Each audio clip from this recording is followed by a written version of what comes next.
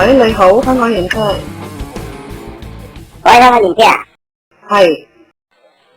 喂，係啊，我今日咧就你哋啲同事咧就落嚟我度驗架車嘅。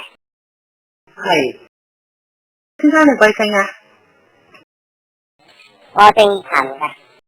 陳先生，係點啊？有咩幫到你啊？你嗰個驗車嗰位同事咧係好有問題啊！驗車位同事有問題，係有咩問題咧？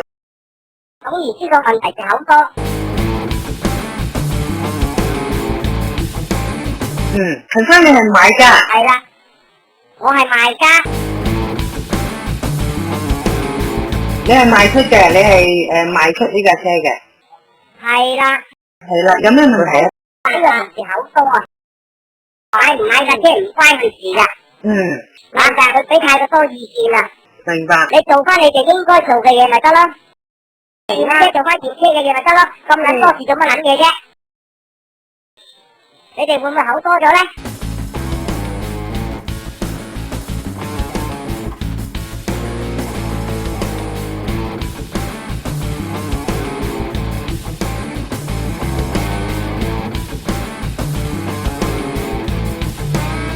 得，我了解翻邊個師傅驗啊，陳生，你需唔需要留一留個電話？有少少胡鬚肥肥死矮矮樣，你以後屌你乜知啊？唔撚使自助驗車啊！咁我撚晒譜嘅真係，係竟然講多咗嘢啊！我了解下呢件事情先啊嘛，同我哋都唔撚係第一次嚟呢度驗車噶啦，係咪啊？你陳生咁多嘢講嘅，搭八㗎你真係。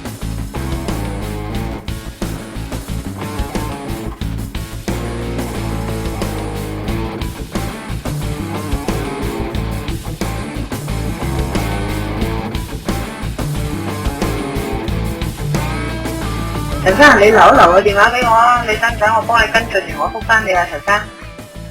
跟條撚嘅依家即係咁多嘢講。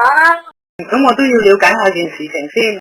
你睇翻資料啦，佢係啊，佢有睇噶嘛？有睇，當然啦。係咯，你睇翻個底佢寫乜嘢啫？咪即係你驗完咪得咯，講咁多嘢。